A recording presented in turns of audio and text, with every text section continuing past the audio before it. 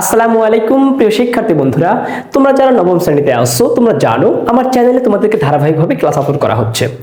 তো শিক্ষার্থী বন্ধুরা, আজ আমরা আলোচনা করব তোমাদের নবম শ্রেণীর বিজ্ঞান অনুসন্ধানী পাঠের সপ্তম অধ্যায় অর্থাৎ রাসায়নিক বন্ধন। এই অধ্যায়ের খুবই গুরুত্বপূর্ণ দুইটা টপিক, সেটা হচ্ছে নিষ্ক্রিয় গ্যাস এবং তাদের স্থিতিশীলতা এবং অষ্টকের নিয়ম এবং দুইয়ের নিয়ম। বন্ধুরা, তোমাদের বইয়ে আসলে দুইয়ের নিয়মটা দেয়নি, কিন্তু অষ্টকের নিয়ম জানতে হলে তোমাদেরকে দুইয়ের নিয়মটাও জানতে হবে। এই জন্যই আমি দুইয়ের নিয়মটাও লিখে রেখেছি। তো তোমরা অবশ্যই ক্লাসটি মনোযোগ দিয়ে বুঝবার চেষ্টা করবে, তাহলে আমার বিশ্বাস খুব সহজভাবে তোমরা বুঝতে পারবে। তবে বন্ধুরা, তোমাদের কাছে একটা রিকোয়েস্ট না করলেই নয়, তোমরা যারা আমার চ্যানেলে নতুন অথবা এখনো আমার ভিডিও দেখো কিন্তু চ্যানেলটিকে সাবস্ক্রাইব করোনি, তাদের কাছে রিকোয়েস্ট থাকবে চ্যানেলটিকে সাবস্ক্রাইব করে বেল নোটিফিকেশন অন করে রাখতে। দেখো বন্ধুরা, আমরা সরাসরি মূল আলোচনায় চলে যাই। তো প্রথমত, নিষ্ক্রিয় গ্যাস এবং স্থিতিশীলতা এই ব্যাপারটা আসলে কি? তো বন্ধুরা, নিষ্ক্রিয় গ্যাস ব্যাপারটা কি? তোমরা যদি আমার পর্যায় সারণীর ক্লাসগুলো করে থাকো, অর্থাৎ তোমাদের বইয়ের পর্যায় সারণী অধ্যায়ের উপরে যে ক্লাসগুলো আমার আপলোড করা আছে সেগুলো যদি তোমরা দেখে থাকো, তাহলে তোমরা খুব সহজেই বুঝে যাবে যে পর্যায় সারণীর গ্রুপ 18 নং গ্রুপের প্রত্যেকটা মৌল, অর্থাৎ আমরা এটা কি পাচ্ছি, গ্রুপ 18 নং গ্রুপের প্রত্যেকটা মৌলকে বলা হয় নিষ্ক্রিয় গ্যাস। তো বন্ধুরা, এদের আসলে কেন নিষ্ক্রিয় গ্যাস বলা হলো, এদেরকে নিষ্ক্রিয় গ্যাস বলার কারণটা আসলে কি? তো আমরা এই ব্যাপারটি আজকে খুব সহজভাবে আলোচনা করবার চেষ্টা করব। মনে রাখবা, প্রত্যেকটা মৌলই চাই, প্রত্যেকটা মৌল বা পরমাণুই চাই তার নিকটতম নিষ্ক্রিয় গ্যাসের মতো আচরণ করতে। নিকটতম নিষ্ক্রিয় গ্যাস। এখন এই যে নিকটতম নিষ্ক্রিয় গ্যাসের মতো আচরণ করতে গিয়ে আমরা জানি যে কোনো মৌল ইলেকট্রন গ্রহণ করে, আবার কোনো মৌল ইলেকট্রন ত্যাগ করে। এই ব্যাপারটা কিন্তু তোমরা ইতোমধ্যেই জেনে যাবে। তবে নিষ্ক্রিয় গ্যাস হলো যাদের সর্বশেষ কক্ষপথে ইলেকট্রন পরিপূর্ণ আছে। এই ইলেকট্রন পরিপূর্ণ বলতে কি বোঝানো হচ্ছে, ভালো করে একটু খেয়াল করো। অর্থাৎ আমরা জানি যে প্রত্যেকটা মৌল চাই ইলেকট্রন ত্যাগ করে বা গ্রহণ করে 8টা পরিপূর্ণ করতে। কয়টা? 8টা যদি পরিপূর্ণ করতে চাই ইলেকট্রন ত্যাগ বা গ্রহণের মাধ্যমে, কিন্তু এমন কিছু মৌল আছে পর্যায় সারণীতে যাদের সর্বশেষ কক্ষপথে 8টা পরিপূর্ণ আছে, এদেরকেই বলা হয় নিষ্ক্রিয় গ্যাস। মনে রাখবা, পর্যায় সারণীতে গ্রুপ 18 এর মৌলগুলোকে বলা হয় নিষ্ক্রিয় গ্যাস। এখন এদেরকে নিষ্ক্রিয় কেন বলা হলো, এর কারণ হলো এদের সর্বশেষ কক্ষপথে 8টা পরিপূর্ণ থাকে। ব্যতিক্রম হলো হিলিয়াম। হিলিয়ামটা হলো ব্যতিক্রম। এটা হলো কি বন্ধুরা? ব্যতিক্রম। হিলিয়াম হলো ব্যতিক্রম। হিলিয়ামের বেলায় শুধুমাত্র কি লাস্ট কক্ষপথে 2টা ইলেকট্রন থাকবে। হিলিয়ামের ব্যতীত, হিলিয়াম বাদে আমরা বাকি যে মৌলগুলো পাবো, যেমন আমরা বাকি মৌলগুলো যদি আমরা লিখি নিয়ন, এরপরে আমরা লিখবো কি আর্গন, এরপরে আমরা লিখব কি ক্রিপ্টন, এরপরে আমরা লিখব কি জেনন, এরপরে আমরা লিখব হচ্ছে রেডন, এরপরে আমরা লিখব হচ্ছে অগনাসন। দেখো, এগুলো হচ্ছে নিষ্ক্রিয় মৌল। অর্থাৎ শুধু প্রথমত হিলিয়ামটাকে আমরা বাদ দিচ্ছি, কারণ হলো হিলিয়ামও একটা নিষ্ক্রিয় গ্যাস, কিন্তু এর কারণটা একটু ব্যতিক্রম, আমি এটাকে পরে আলোচনা করছি। এগুলো দেখো, নিয়ন, আর্গন, ক্রিপ্টন, জেনন, রেডন, অগনাসন, এই যে মৌলগুলো, এখানে যে 6টা মৌল, এই 6টা মৌলের ক্ষেত্রে প্রত্যেকটা মৌল, এই 6টা মৌলের প্রত্যেকটার যদি আমরা ইলেকট্রন বিন্যাস করি, তাহলে দেখবা আমরা অল্প কিছু 2-1টা মৌলের ইলেকট্রন বিন্যাস করে দেখাচ্ছি। দেখো, নিয়নে যদি আমরা ইলেকট্রন বিন্যাস করি তাহলে 1s2 2s2 2p6। আমরা যদি আবার আর্গনের ইলেকট্রন বিন্যাস করি তাহলে কি দাঁড়াবে? দেখো, আর্গনের ইলেকট্রন বিন্যাস যদি আমরা করি 1s2 2s2 2p6 3s2 3p6। তো বন্ধুরা, আমরা একটা জিনিস কিন্তু এখানে কমন পাচ্ছি, একটু খেয়াল করো তো সেই ব্যাপারটা আসলে কি। দেখো তো, আমরা যখন নিয়নের ইলেকট্রন বিন্যাস করেছি তখন আমরা পেয়েছি 2s2 2p6। আবার আমরা যখন আর্গনের ইলেকট্রন বিন্যাস করেছি তখন সর্বশেষ কক্ষপথে পেয়েছি কত? 3s2 3p6। মনে রাখবা, এরপরে যদি আমরা ক্রিপ্টনের ইলেকট্রন বিন্যাস করি তাহলে পাবো 4s2 4p6। এরপর একটা যদি আমরা জেননের ইলেকট্রন বিন্যাস করি, জেনন এর ইলেকট্রন বিন্যাস করি, এটা হচ্ছে ক্রিপ্টন।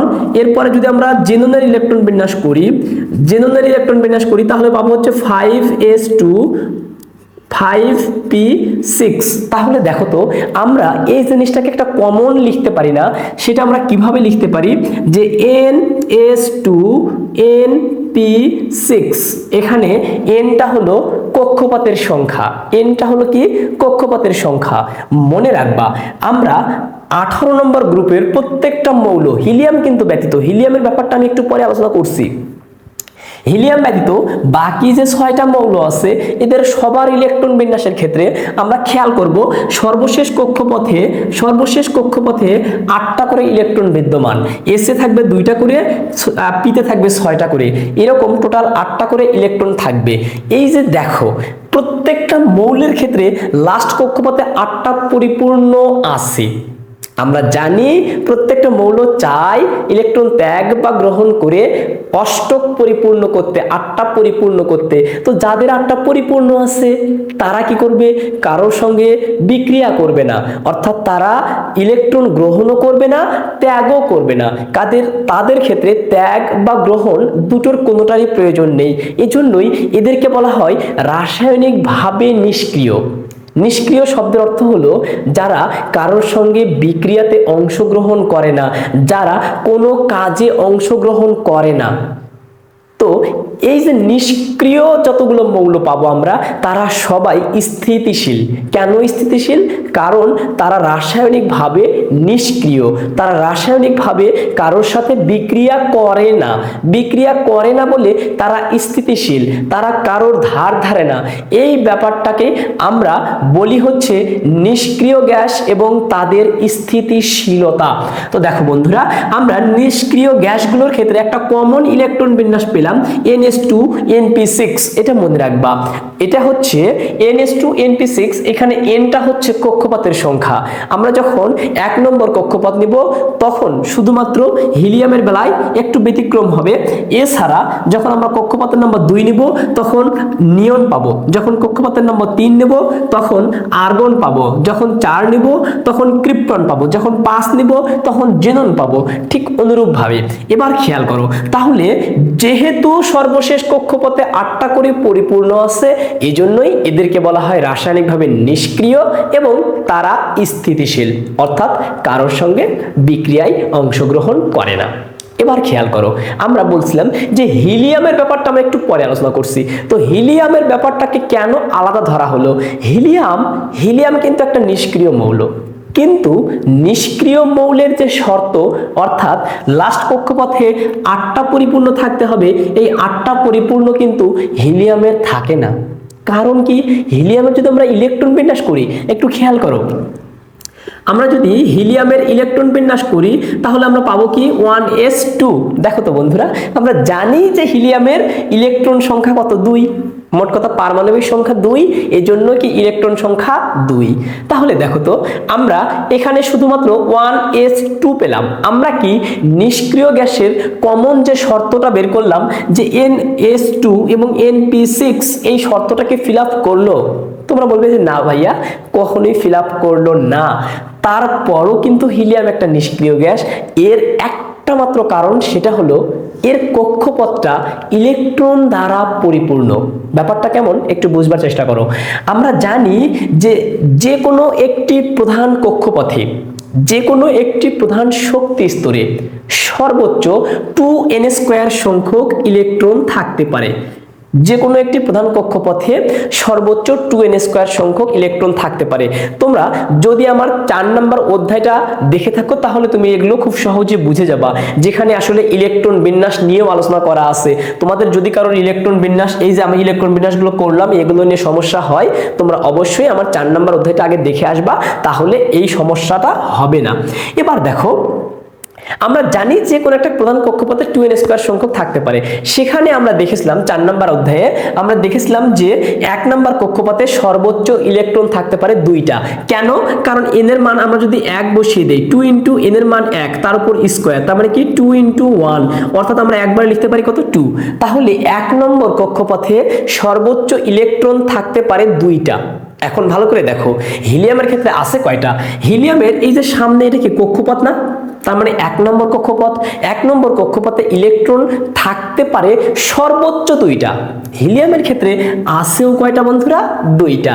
অর্থাৎ হিলিয়ামের 1 নম্বর কক্ষপথ ইলেকট্রন দ্বারা পরিপূর্ণ, আর ইলেকট্রন দ্বারা পরিপূর্ণ হওয়ার কারণে সেও কারোর সাথে বিক্রিয়ায় অংশগ্রহণ করে না, আর অংশগ্রহণ না করার কারণে সেও আসলে রাসায়নিকভাবে নিষ্ক্রিয় বা স্থিতিশীল। তো বন্ধুরা, এই যে রাসায়নিকভাবে নিষ্ক্রিয় বা স্থিতিশীলতার ব্যাপারটা তোমরা আসলেই বুঝে গেছো কিনা আমাকে একটু কমেন্টসে জানিও। এর পরবর্তী দেখো আমাদের পরবর্তী আরেকটা টপিক আছে, সেটি হচ্ছে অষ্টকের নিয়ম এবং 2-এর নিয়ম। তো অষ্টকের নিয়ম এবং 2-এর নিয়ম ব্যাপারটা আসলে কি একটু ভালো করে খেয়াল করবা। মনে রাখবা কোনো মৌল ইলেকট্রন বিন্যাস করে, বা আমরা জানি যে প্রত্যেকটা মৌল চায় সর্বশেষ কক্ষপথে 8টা ইলেকট্রন পরিপূর্ণ করতে। প্রত্যেকটা মৌল চায় 8টা ইলেকট্রন পরিপূর্ণ করতে, যারা রাসায়নিকভাবে নিষ্ক্রিয় তারা ব্যতীত। তাদের তো 8টা পরিপূর্ণই আছে। এছাড়া যত মৌল আছে তারা ইলেকট্রন ত্যাগ করে অথবা গ্রহণ করে, হয় ইলেকট্রন ত্যাগ করবে না হয় ইলেকট্রন গ্রহণ করবে। এই যে ত্যাগ বা গ্রহণ কোনো একটা করে তারা লাস্ট কক্ষপথে 8টা পরিপূর্ণ করতে চায়। ব্যাপারটা কেমন একটু খেয়াল করো। এই ব্যাপারটাকে আসলে আমরা এভাবে বলতে পারি যে প্রতিটি মৌলই চায় তার নিকটতম নিষ্ক্রিয় গ্যাসের মতো আচরণ করতে। এখন খেয়াল করো, আমরা যদি সোডিয়ামের ক্ষেত্রে বলি, তাহলে সোডিয়ামের লাস্ট কক্ষপথে ইলেকট্রন কয়টা আছে বন্ধুরা?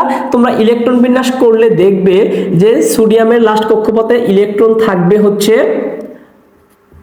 2p6 3s2। সোডিয়ামের ক্ষেত্রে লাস্ট কক্ষপথে ইলেকট্রন থাকবে হচ্ছে একটা। সোডিয়ামের ক্ষেত্রে লাস্ট কক্ষপথে ইলেকট্রন থাকবে হচ্ছে একটা। এই একটা ইলেকট্রন যদি সোডিয়াম কাউকে দান করে দিতে পারে, তাহলে দেখো তো সোডিয়ামের এই কক্ষপথটা কি আর থাকবে না? এই কক্ষপথটা যদি আর না থাকে, তখন তার লাস্ট কক্ষপথ কত হবে? 2 নম্বর কক্ষপথ। আর 2 নম্বর কক্ষপথে মোটে কয়টা ইলেকট্রন আছে? 6 এবং 2 8টা। তাহলে সোডিয়াম কি করবে? অষ্টক পরিপূর্ণ করে ফেলবে। তাহলে সোডিয়াম অষ্টক পরিপূর্ণ করতে হলে সোডিয়ামকে একটা ইলেকট্রন কি করতে হবে? ত্যাগ করতে হবে।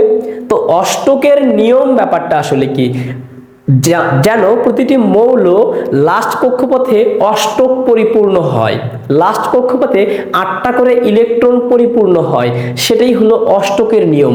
এখন দেখো আমরা একটু উদাহরণ দিয়ে বুঝিয়ে দেই। ধরো আমি লিখলাম হচ্ছে CH4, এর রাসায়নিক নাম হচ্ছে মিথেন। এর রাসায়নিক নাম কি বন্ধুরা? মিথেন। এটা মনে রাখবা। এবার দেখো আমরা মিথেনের ক্ষেত্রে কেন্দ্রীয় পরমাণুকে, কেন্দ্রীয় পরমাণু মনে রাখবা, কেন্দ্রে কোন পরমাণুটা থাকবে ডায়াগ্রাম অঙ্কন করতে গেলে বা চিত্র অঙ্কন করতে গেলে। তোমরা আসলে অষ্টম শ্রেণীতে কিছুটা পড়েছো যে ডায়াগ্রাম অঙ্কন করতে গেলে তোমাদের কেন্দ্রীয় পরমাণু সম্পর্কে আমাদের একটু জানতে হবে। তোমরা কেন্দ্রীয় পরমাণু ক্লাস 8-এ পড়োনি, কিন্তু ডায়াগ্রাম কিভাবে অঙ্কন করতে হয় সেটা পড়েছিলে। এবার দেখো কেন্দ্রীয় পরমাণু ব্যাপারটা আসলে কি আমি তোমাদের একটু সহজভাবে বুঝিয়ে বলি। মনে রাখবা একটা যৌগের ভিতরে যেটা সংখ্যায় কম থাকবে সেটাই কেন্দ্রীয় পরমাণু। এটা একটা সহজ টেকনিক। তাহলে CH4, এখানে হাইড্রোজেন আছে 4টা, কার্বন আছে 1টা, তাহলে কেন্দ্রীয় পরমাণু কি হবে? কার্বন। এখন আমরা যদি ডায়াগ্রাম অঙ্কন করি, তাহলে প্রথমত কি করব? এই যে প্রথম কক্ষপথে আমরা দিয়ে দিলাম 2টা, এর ভিতরে থাকবে আসলে নিউক্লিয়াস, নিউক্লিয়াসটা আমি দেখালাম। এরপরে দেখো কার্বনের ক্ষেত্রে দ্বিতীয় কক্ষপথ, কার্বনের ক্ষেত্রে দ্বিতীয় কক্ষপথে মোট ইলেকট্রন কয়টা বন্ধুরা? আমরা জানি 4টা, কারণ কার্বনের মোট ইলেকট্রন হলো, কার্বনের ক্ষেত্রে মোট ইলেকট্রন হলো 6টা। কার্বনের ক্ষেত্রে মোট ইলেকট্রন হলো 6টা।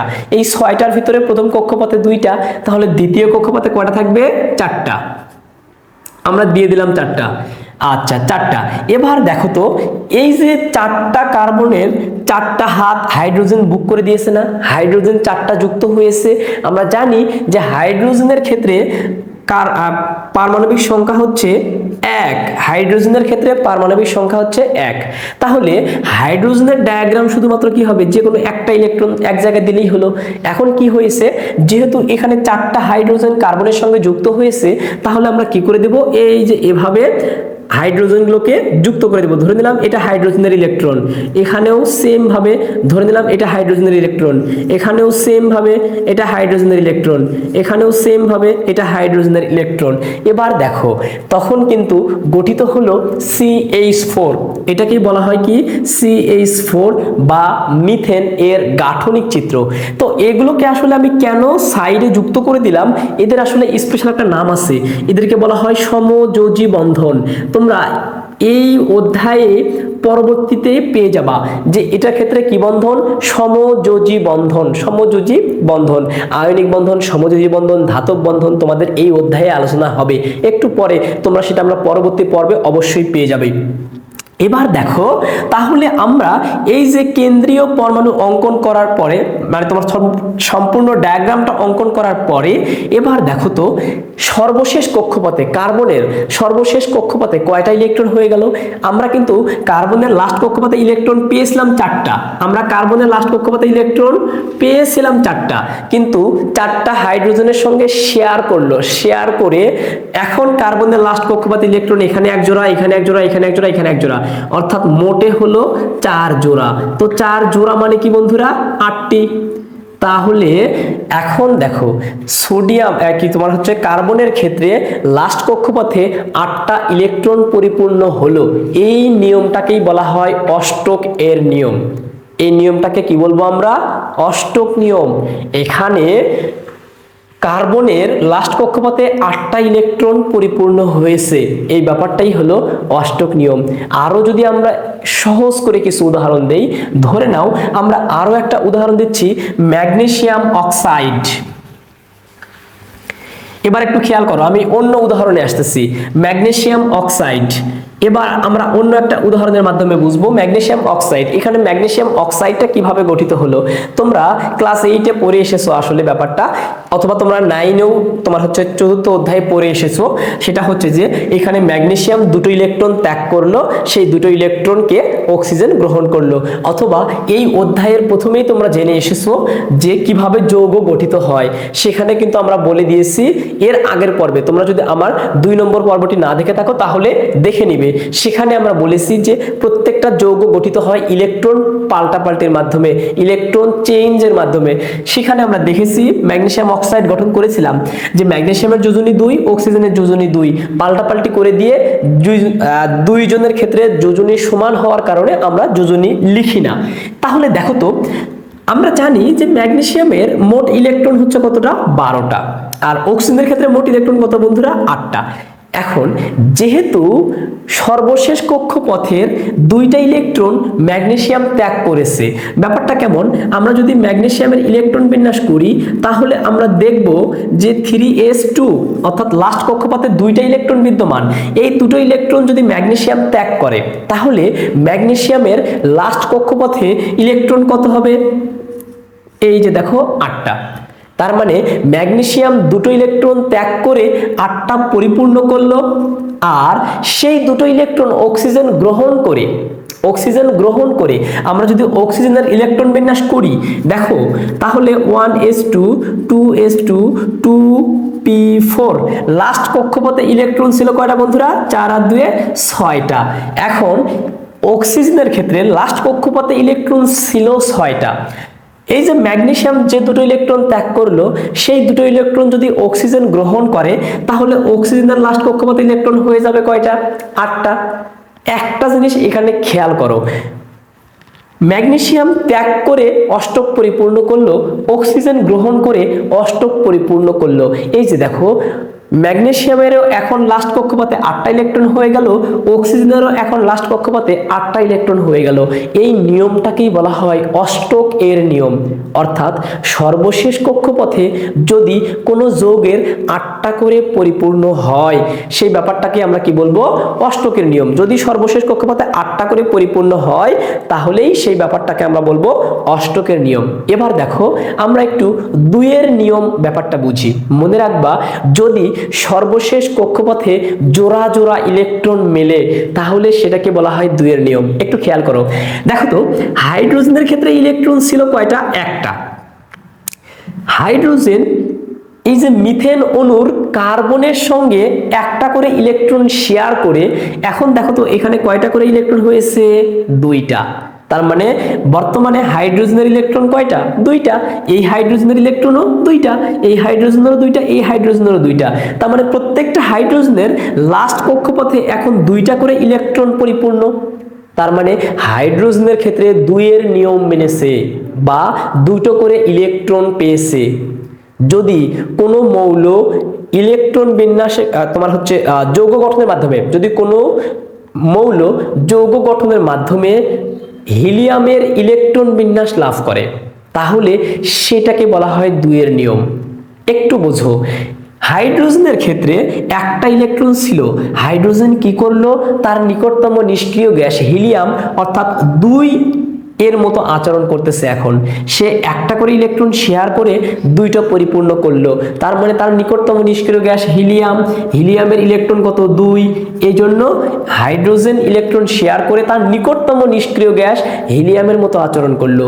কোনো মৌল যদি যৌগ গঠনকালে হিলিয়ামের মতো আচরণ করে বা হিলিয়ামের ইলেকট্রন বিন্যাস লাভ করে তাহলে সেটাকেই বলবো আমরা দুইয়ের নিয়ম। আরো উদাহরণ দেই, দেখো আমরা উদাহরণ দিতে পারি লিথিয়াম হাইড্রাইড। লিথিয়াম হাইড্রাইড অর্থাৎ LiH, লিথিয়াম হাইড্রাইড। আমরা জানি যে হাইড্রোজেন কখনো ধাতুর মতো আচরণ করে, কখনো অধাতুর মতো আচরণ করে। এখানে কি হয়েছে বন্ধুরা? লিথিয়ামের ইলেকট্রন বিন্যাস করলে আমরা পাবো 1s2 2s1। তার মানে দ্বিতীয় কক্ষপথে একটা ইলেকট্রন বিদ্যমান। সেই একটা ইলেকট্রন যদি লিথিয়াম ত্যাগ করে দেয়, দান করে দেয়, তাহলে লিথিয়ামের দুটো ইলেকট্রন হয়ে যায়, মানে হিলিয়ামের মতো ইলেকট্রন হয়ে যায়। আবার ওই একটা ইলেকট্রন অক্সিজেনের ক্ষেত্রে, সরি হাইড্রোজেনের ক্ষেত্রে লাস্ট কক্ষপথে একটা ইলেকট্রন, সেই একটা ইলেকট্রন যদি ওই একটা ইলেকট্রন যদি হাইড্রোজেন গ্রহণ করে তাহলে হাইড্রোজেনেরও কি দুইটা হয়ে যায়, তার মানে হাইড্রোজেনও হিলিয়ামের মতো হয়ে যায়। একটু খেয়াল করো, তাহলে এখানে লিথিয়াম একটা ইলেকট্রন একে দান করে, আবার সেই একটা ইলেকট্রন কি করবে? হিলিয়াম গ্রহণ, সরি হাইড্রোজেন গ্রহণ করবে। গ্রহণ করে লিথিয়ামের দুটো পরিপূর্ণ হবে, একটা ত্যাগ করে লিথিয়ামের দুটো পরিপূর্ণ হবে, আর ওই একটা গ্রহণ করে হাইড্রোজেনের দুটো পরিপূর্ণ হবে। এই যে দেখো, লিথিয়ামও হিলিয়ামের মতো আচরণ করলো, হিলিয়ামের ইলেকট্রন বিন্যাস লাভ করলো, আবার হাইড্রোজেনও হিলিয়ামের ইলেকট্রন বিন্যাস লাভ করলো। এই ব্যাপারটাকেই বলা হয় 2 এর নিয়ম, 2 এর নিয়ম। তাহলে বন্ধুরা তোমরা নিশ্চয়ই এই ব্যাপারটা কিন্তু বুঝে গিয়েছো। আমরা 2 এর নিয়মের আরো একটা উদাহরণ দিতে পারি। ধরে নাও যে বেরিলিয়াম ক্লোরাইড, বেরিলিয়াম ক্লোরাইড, আমরা কিন্তু এই উদাহরণটাও 2 এর নিয়মে দিতে পারি। এখানে বেরিলিয়াম 2 এর নিয়ম মানবে, বেরিলিয়াম 2 এর নিয়ম মানবে, কিন্তু ক্লোরিন কিন্তু অষ্টক নিয়ম মানবে। কারণ কি? বেরিলিয়ামের ইলেকট্রন বিন্যাস করলে আমরা পাবো 1s2 2s2। এই যে দুটো ইলেকট্রন যদি বেরিলিয়াম ত্যাগ করে দেয় তাহলে বেরিলিয়ামের ইলেকট্রন থাকবে দুইটা, তার মানে হিলিয়ামের মতো আচরণ করবে।